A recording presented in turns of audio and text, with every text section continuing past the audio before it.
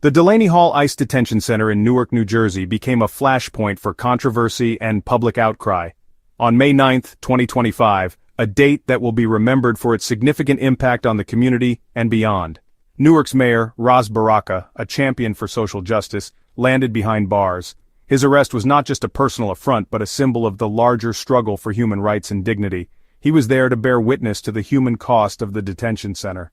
The overcrowded conditions, the despondent faces of the detainees, and the palpable sense of despair were overwhelming. He was there to demand transparency, to shed light on the opaque operations of the facility. The protesters outside echoed his call, holding signs that demanded accountability and justice. What he found was a system designed to silence dissent. The voices of those inside were muffled, their stories untold, their cries for help unheard. Alongside Mayor Baraka was New Jersey Democratic State Committee Chairman Leroy J. Jr. and a congressional delegation. They sought answers, they demanded accountability. Their presence signified the gravity of the situation and the urgent need for reform. They were met with brute force. Riot police, clad in tactical gear, confronted the peaceful protesters, escalating the tension and turning a call for justice into a scene of chaos. The arrest of an elected official, a man who embodies the spirit of his city, sent shockwaves through New Jersey and beyond. The community watched in disbelief as the news unfolded, their outrage growing with each passing moment. The message was clear: challenge the system, and face the consequences. The broken gavel and the defiant signs held by protesters symbolized the clash between authority and the people's demand for justice. This incident, however, was not an isolated event. It was part of a series of similar incidents that highlighted the ongoing struggle for transparency and human rights at detention centers across the country. It was a stark reminder of the fragility of our democracy. The cracked American flag and the signs held by the people underscored the delicate balance between power and the rights of individuals. The events at DelaneyHall serve as a poignant reminder that the fight for justice and transparency is far from over.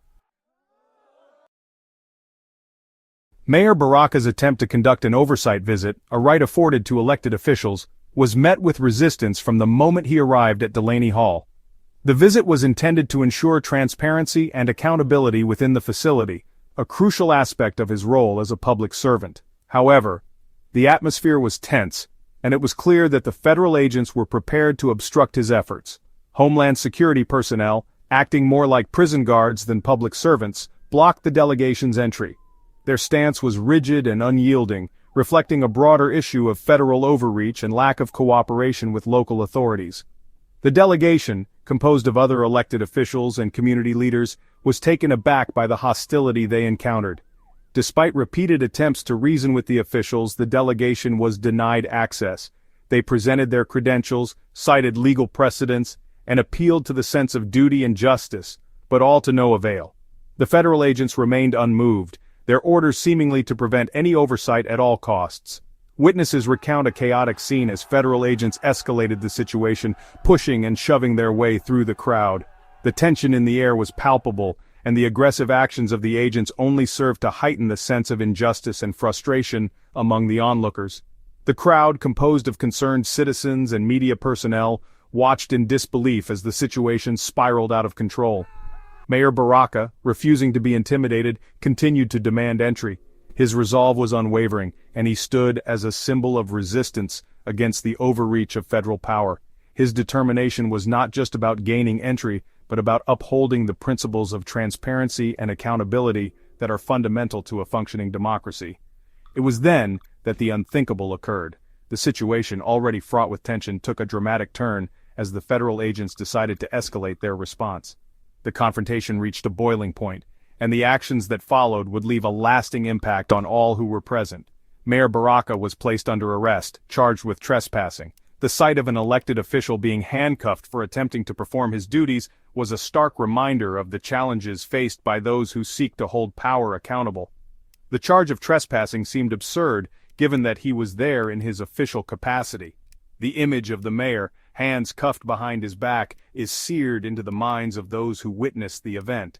It became a powerful symbol of the struggle for justice and the lengths to which some will go to prevent transparency. The emotional reaction of the crowd underscored the gravity of the situation and the deep sense of injustice felt by the community. The congressional delegation accompanying Mayor Baraka, led by Representatives Robertmenendez, lamonicamciver, and bonniewatsoncoleman, found themselves caught in the crossfire. They had arrived at DelaneyHall with a clear mission: to exercise their congressional oversight responsibilities and ensure that the rights of detainees were being respected. However, what awaited them was far from the orderly inspection they had anticipated. What began as an attempt to exercise their congressional oversight responsibilities quickly descended into chaos. The scene at the entrance of the government facility was nothing short of pandemonium. Security personnel, seemingly unprepared for the delegation's arrival, reacted with hostility and confusion. The representatives, who had come in good faith to perform their duties, were met with resistance and aggression. Representatives McIver and Watson-Coleman reported being physically assaulted by ICE officers. The situation escalated rapidly, with officers resorting to physical force to push back the elected officials.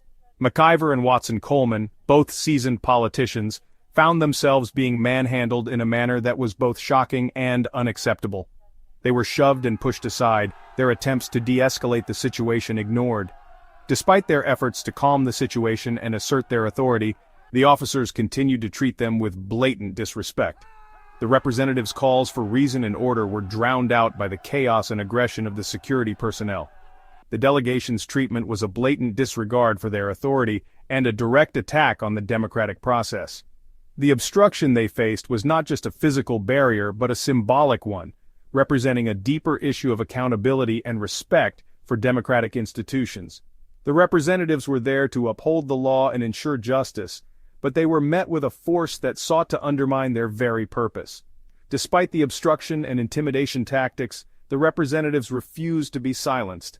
Their determination was unwavering, and their resolve only strengthened in the face of adversity.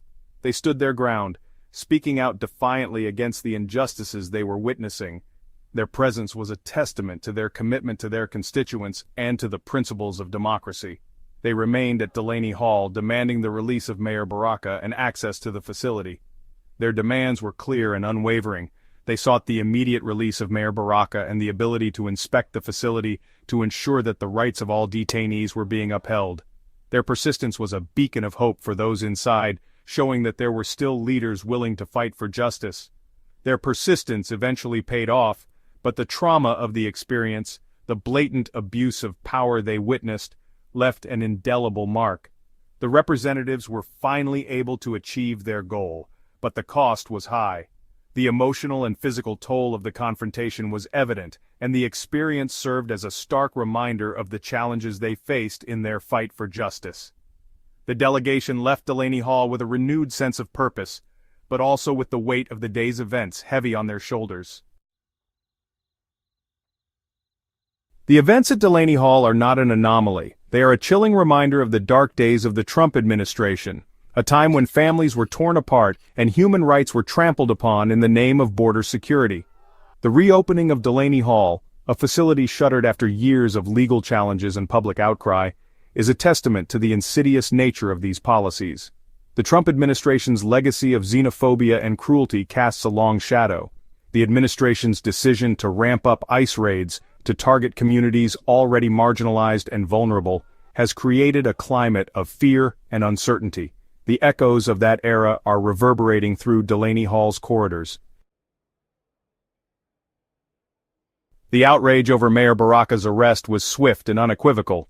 Governor Phil Murphy, Senators Booker and Kim, and a chorus of other political figures condemned the actions of ICE and demanded the mayor's immediate release. Governor Murphy, in a fiery statement, called the arrest an affront to democracy and a blatant attempt to silence dissent. Senators Booker and Kim echoed these sentiments, demanding a full investigation into the incident and accountability for those responsible. The unified response from New Jersey's leadership sends a powerful message. We will not tolerate the erosion of our democratic values. We will not stand idly by while our communities are terrorized. DelaneyHall, a 1,000-bed facility operated by the private prison company GEO Group, has long been a source of controversy. The facility, notorious for its inhumane conditions and lack of transparency, stands as a monument to our nation's broken immigration system.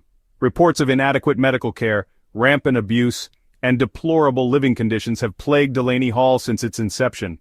The facility's reopening, despite these well-documented issues, is a testament to the profit-driven motives of private prison companies and their enablers in government.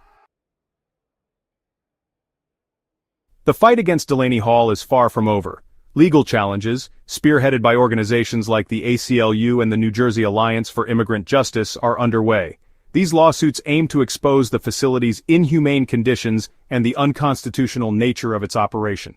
The public outcry against Delaney Hall has been equally forceful. Protests organized by community groups and faith leaders have become a regular occurrence outside the facility's gates.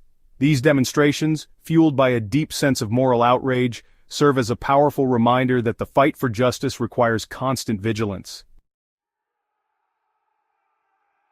The struggle for immigrant rights is not just about policy, it's about our shared humanity. It's about recognizing the inherent dignity of every individual, regardless of where they were born or the color of their skin.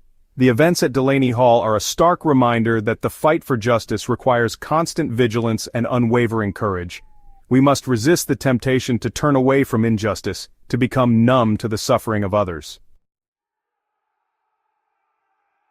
The time for complacency is over. We must demand accountability from our elected officials. We must hold those in power responsible for their actions. Silence is not an option. Support organizations fighting for immigrant rights. Donate your time, your resources, your voice. Educate yourself and others about the realities of our broken immigration system.